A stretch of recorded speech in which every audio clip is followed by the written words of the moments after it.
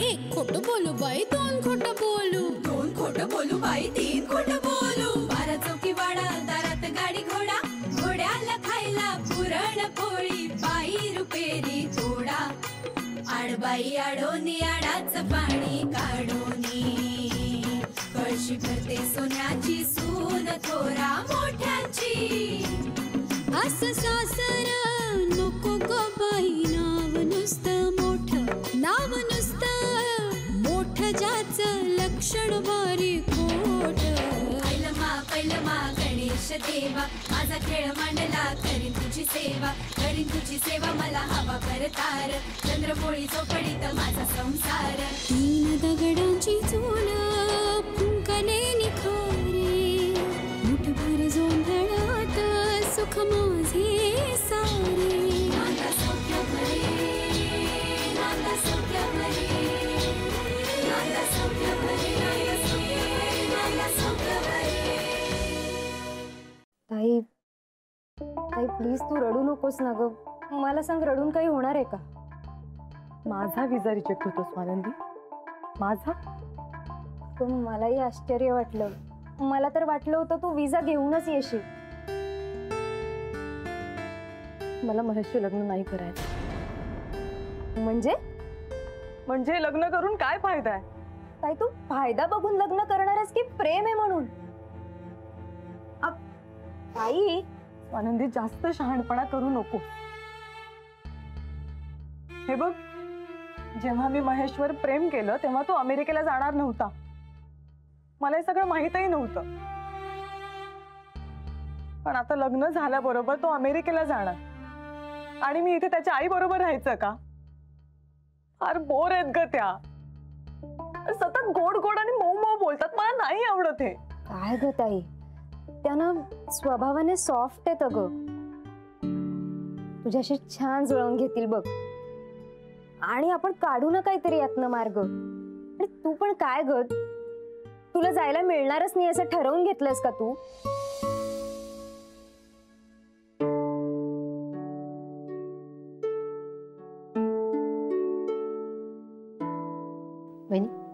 दूध गरम आहे? हो हो अगं, एकत्रच फराळ करूया ना दोघी. वसुबारस आहे ना आज. बाळू, संध्याकाळी केळीचं पान घेऊन ये. गाय वासराला पुरणपोळी द्यावी लागेल त्यावर. वहिनी, सध्या जहागीरदारांच्या घरामध्ये मीच आहे ना वसुबारसेचा उपवास करणारी. नाही, निलिमा आहे सभाशीण. पण कूस कुठे उजवले बाईंची? गेल्यात कुठे मॅडम? त्यांना म्हणू पुरणपोळ्या करा.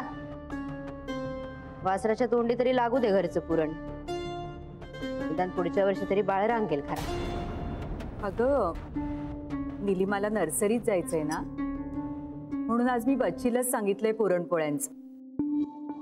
म्हणजे आजही बच्ची मावशीचं तोंड बघणं आहेच माझ्या नशिबी. तिच्या इथे कोणीतरी बाई आहेत म्हणे, चांगल्या करतात पुरणपोळ्या. तिथल्या बायका काय करणार आहेत पुरणपोळ्या?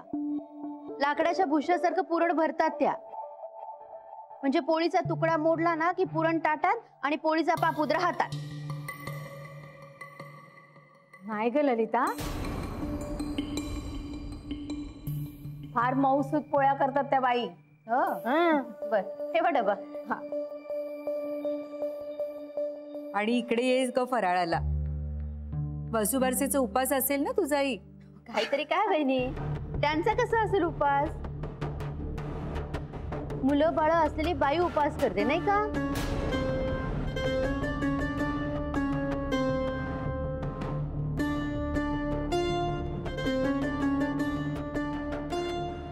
कसं बोलतेस ग? मी पण करतेस ना उपास. वहिनी हो, तुमची गोष्ट वेगळीच आहे. मुलं बाळ असलेल्या घरात राहता तुम्ही. आणि माझी दोन्ही मुलं तुम्हीच वाढवलेली आहेत. वच्ची मावशींचं आहे का तसं? त्यांना नागानं पिछा.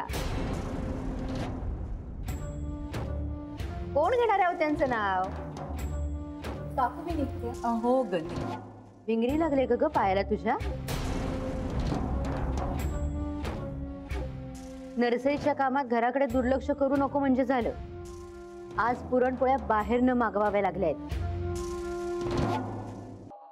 आई, मी जर नाही गेले ना तर हे एकदमच एकटे पडतात नर्सरीत.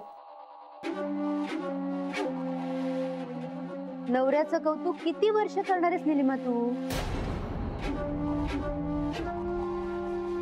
वसुबारसेच्या पुरणपोळ्या स्वतःच्या हाताने केल्या असतास ना तर निदान पुण्य तरी पदरी पडलं असतं.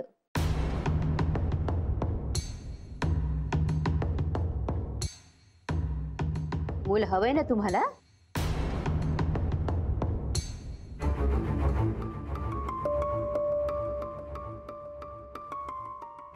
काय हवंय ना?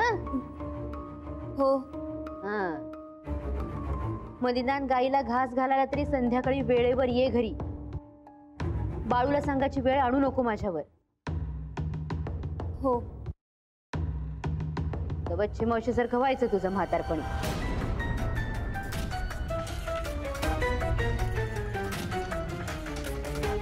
करून घालायला कुणी नाही म्हणून बिचाऱ्या वणवण फिरत असतात दिवसभर.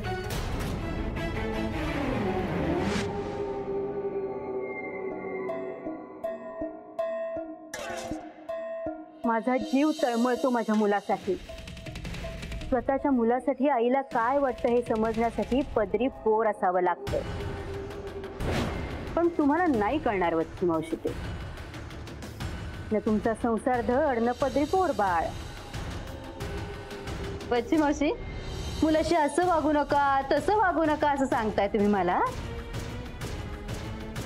पण स्वतःच्या मुलाला समजवण्याचा अनुभव आहे का तुम्हाला? किती मुलं आहेत तुम्हाला? येऊ मी आता? थांब म्हटलं तर थांबणार आहेस का तू? बाहेरचं वारं शिरलंय कानात तुझ्या. उंडारण्याची चटक लागली तुला. निघा, संध्याकाळी वेळेवर ये म्हणजे झालं.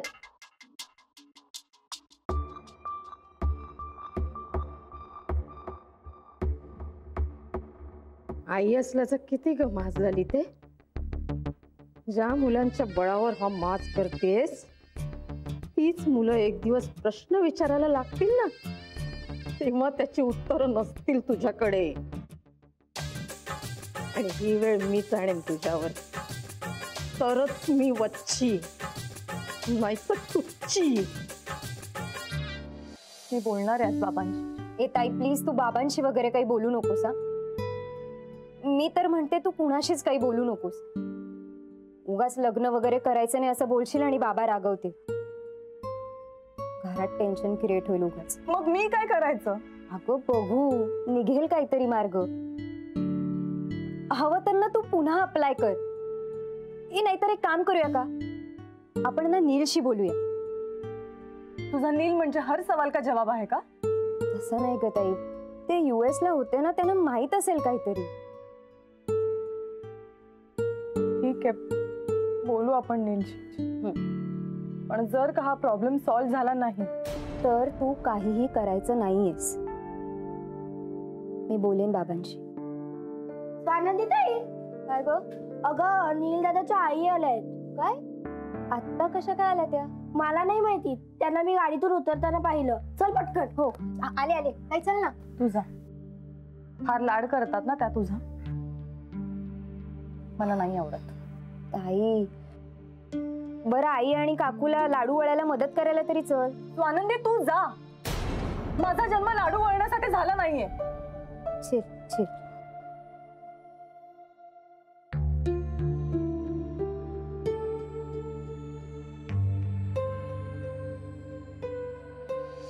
ललिता ताई, आत्ता अचानक कशा आलात? अहो सहजच आले होते. आई अचानक? जुईली, तू काय करतेस इथे? तू जा बाई, अभ्यासाला बस आता. काय नाही ग, सहजच आले होते. आणि हे काय एवढे लाडू वळताय? म्हणजे लग्नाची तारीख डिक्लेअर होण्याच्या अगोदरच वळायला घेतलीत की काय लाडू? का आमच्या वच्ची मावशीने परस्पर डिक्लेअर केले तारीख? असं कसं करेन ग मी? आणि ही लोक तुला बोलल्याशिवाय मान्य करतील का मी सांगितलेली तारीख? वच्ची मावशी, अहो गंमत करते मी. मी पण केली. हो बर. हो, ऑर्डरचे लाडू आहेत हे. ऑर्डरचं म्हणजे? आमची अनिता की नाही खाद्यपदार्थाच्या ऑर्डर्स घेते. आता सुद्धा 150 किलो लाडवाची ऑर्डर आहे. हो का? म्हणजे अशा घरगुती पदार्थांच्या ऑर्डर घेता का तुम्ही? नाही, माहिती नव्हतं मला. वच्ची मावशीने कधी कल्पना दिलीच नाही ना मला. आहे का आता? अगं बाई, तुला मुलीची माहिती दिली, मुलीच्या आईबाबांची माहिती दिली, आता तिच्या समस्त गोतावळ्याची माहिती द्यायची का ग? तसं नाही हो वच्ची आत्या, राहून गेलं असेल. हा, किंवा तुम्हाला तेवढं महत्वाचं वाटलंही नसेल. हा, हे बरोबर, करेक्ट. काय माहितीये का ललिता ताई, मला आवडतात असे पदार्थ करायला, म्हणून करते मी हे काम. आई, मी खुर्ची घेऊन येते बसायला. अगं राहू दे का, बसेल ना ती आपल्यासारखंच खाली.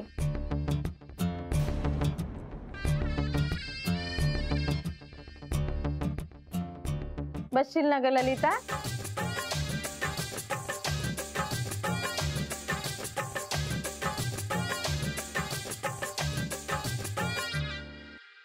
हो, बसते ना. अगं थांब थांब थांब, हात धुवून ये जा.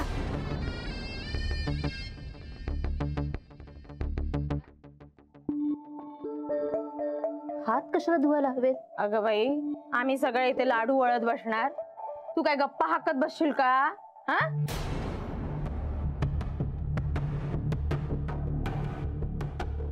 ललिता, आपले हात अजूनही दगडाखालीच आहेत. सूड हा नेहमी प्रकरण थंड झाल्यावर घ्यायचा असतो, तरच तो नीट घेतला जातो, नाही तर आपलेच हात भासतात. आता आपण वच्ची मावशींचं काहीही करू शकत नाही हे मान्य कर. सूड मनातच ठेव, त्याला खतपाणी घाल, पण चेहऱ्यावर दिसून देऊ नकोस. वच्ची मावशींबरोबर शत्रुत्व म्हणजे देशपांडेंशी दुश्मनी. एक क्षीरसागर प्रकरण संपूर्णपणे देशपांडेंच्या हातात आहे. एक क्षीरसागर जर माझ्या उरावर बसले ना, तर वसंतरावच फक्त वाचू शकतात. का ग बाई, कसला विचार करते ते? अहो, विचार कसला करायचा? स्वानंदी, येते जरा. हो, आले. हो,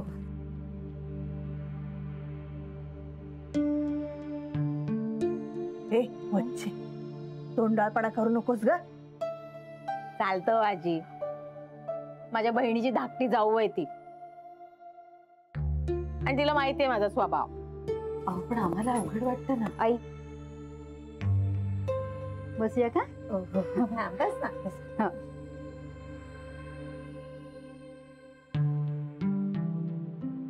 माझ्या चुलत विणबाईंचं काम आहे म्हटल्यानंतर करायलाच हवं, नाही का?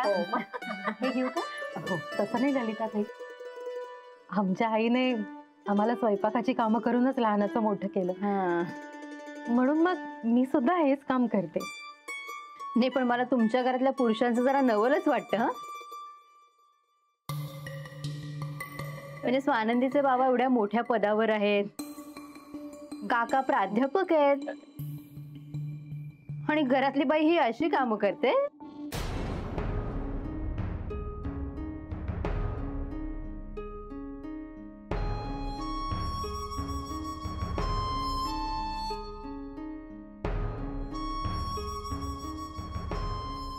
म्हणजे चालवून कसं घेतात ना ते.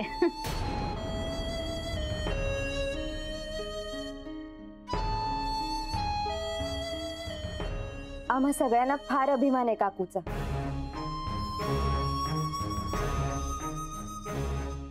आणि आमच्या वसंताला सुद्धा ना अनिताबद्दल खूप आदर आहे हो.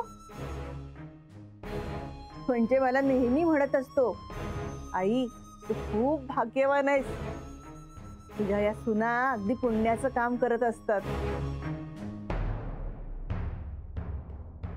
हो ना, आणि घरात बसून उखाळ्या पाखाळ्या करण्यापेक्षा ही कामं बरी. खरंय वच्ची मावशी तुमचं, पण सगळ्यांनाच हा विचार पटतो असं नाही ना. हो, चांगले विचार लोकांना पटत नाहीत म्हणून सोडून द्यायचे नसतात. बाबा म्हणतात असं.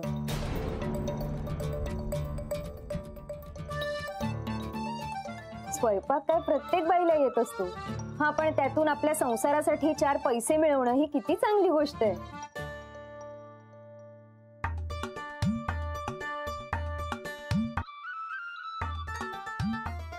आणि म्हणून आम्ही काकूला मदत करतो. अगदी बाबा आणि काका सुद्धा मदतीला बसतात. आता मी पण बसलेच आहे ना लाडू वळायला.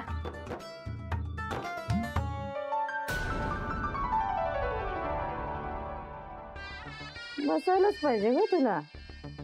जातेस कुठे? थोडीच तोड सून मिळाली तुला. पण मला एक कळत नाहीये, ताई एवढी स्मार्ट आहे, तिने सगळी उत्तरं स्मार्टलीच दिली असणार, तरी विजा कसा काय रिजेक्ट झाला? हल्ली US विजाचे नियम खूप कडक केलेत का त्यांनी, त्यामुळे बोलणाऱ्याचा स्मार्टनेस, हुशारी तिथे आजकाल काउंट नाही करत. मग मला लग्न करण्यात काहीच इंटरेस्ट नाही. हा, याला काय अर्थ आहे? लग्न करून तो तिथे राहणार आणि मी इथे. There is no point. या ताई, तुझं प्रेम महेशवर आहे की अमेरिकेवर? हे बघ स्वानंदी, हे बघ मी प्रॅक्टिकल विचार करते. अगं पण तू त्याचाही विचार कर ना. लग्न करणार नाही म्हणणं सोपं आहे का? अगं 2 मनांचा प्रश्न आहे हा. कम ऑन स्वानंदी, मला तुझ्यातले फंडे शिकवू नको प्लीज. हे बघ ताई, मला एवढं एक मिनिट, तुम्ही दोघी कुठल्याही तात्विक चर्चा करू नका. आपण यातून काहीतरी मार्ग काढू. मार्ग आहे यार. ऑफकोर्स आहे. हे बघ, महेशने स्टुडंट विजासाठी अप्लाय केलाय. अशा केसमध्ये त्याच्याबरोबर कोणालाही जायची परवानगी नाही मिळत. अरे पण माझं लग्न होणार आहे त्याच्याशी. पण ते आपल्यासाठी महत्वाचं आहे. तू मला सांग, शिकणाऱ्या बरोबर त्याच्या बायकोचाही भार त्या देशाने का उचलावा? हे म्हणजे ना नॉनसेन्स आहे. यात काही अर्थ आहे का? हो, पण तो त्यांचा नियम आहे संपदा. आपण काहीच करू शकत नाही. तो आपल्याला फॉलो करावाच लागणार. तू काहीतरी मार्ग काढणार होतास. हो सांगतो, ऐकून तर घ्या. मला असं वाटतं तू तिकडे ना एखाद्या जॉब साठी अप्लाय कर. तुला जॉब मिळाल्यावर तुला तिकडे वर्किंग विजा मिळेल. म्हणजे आता सगळं सुरुवातीपासून सुरू करायचं? त्यात केवढा वेळ जाईल माहितीये का तुला? अगं असं काय करतेस ताई? नाही म्हणजे त्याच्या सोबत कदाचित जाता येणार नाही तुला, पण 2 वर्ष इकडे वाट बघण्यापेक्षा 3-4 महिने लेट गेल्यावर केव्हाही चालेल ना. त्याची काही खात्री नाहीये ना. हे बघ, मला वाटतं हा एकच मार्ग आहे आणि हा प्रयत्न तू करावा. ठीक आहे, आता तुम्ही दोघं म्हणताय म्हणून मी हे करते. पण जर का विजा नाही ना मिळाला तर काय होईल माहित नाही मला. म्हणजे मला माहित नाही.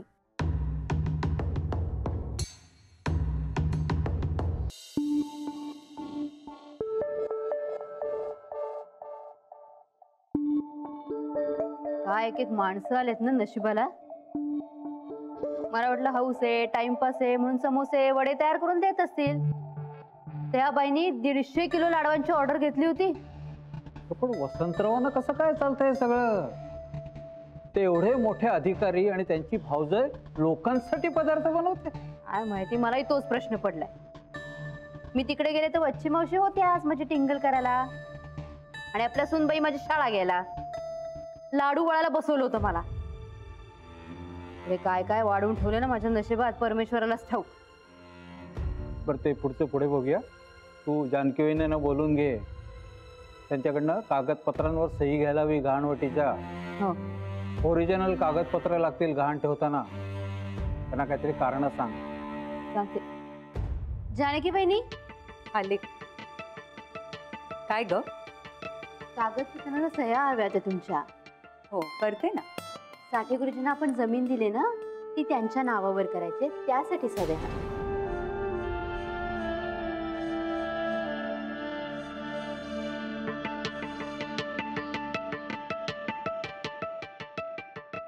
जमीन तर साठे गुरुजींच्या नावावर व्हायलाच हवी ना. हो ना, नाही तर दान देण्याला अर्थच करायला. अगदी खरं. माधव भाऊजींनी दादासाहेबांची इच्छा पूर्ण केली. भैयासाहेबांना अतिशय आनंद झाला या गोष्टीचा. वहिनी, त्यातच समाधान आहे आम्हाला. भैयासाहेब आपल्या घरातले आता सगळ्यात मोठे आहेत. त्यांना तक्रारीची एकही संधी द्यायची नाही आपण. बरं, माझ्यावरचा राग थोडा तरी कमी झालाय की नाही आमच्या बंधूंचा? अतिशय मऊ झालेत त्यात. ललिताच्या सोबतीने माधव सुधारला असं म्हणत होते. तुम्हाला सांगितलं नाही का भाऊजी मी, इंद्रनीलच्या लग्नानंतर तुमचा वाटा तुमच्या हवाली करणार आहेत ते. जानकी वहिनी, त्याचा काय मला फार मोठा आनंद झालेला नाहीये. मला फक्त तुमचे आशीर्वाद हवेत, बाकी काही नको. आयुष्य काय सुरूच राहणार आहे, ते थोडंच बदलणार आहे. पण तरी सुद्धा इंद्रनीलच्या लग्नानंतर तुम्ही दोघंही एकदा शिरखेडला जाऊन याच. हो, भैयासाहेबांनी खूप मोठं कार्य हाती घेतलंय. मंदिराची पुनर्बांधणी तर करणारच आहे, आणि शिवाय गावातल्या कन्याशाळेला जहागीरदार ट्रस्ट तर्फे 10 लाखांची देणगी दिली त्यांनी. ती वास्तू सुद्धा अगदी बघण्यासारखी आहे. हो का? वा वा. मंदिराचं बांधकाम सुरू करण्यापूर्वी साठे गुरुजी एकदा इथे येऊन जातीलच. त्यांना बांधकामाच्या परवानगीसाठी जमिनीची ओरिजिनल कागदपत्रे लागतील ना, त्यासाठी.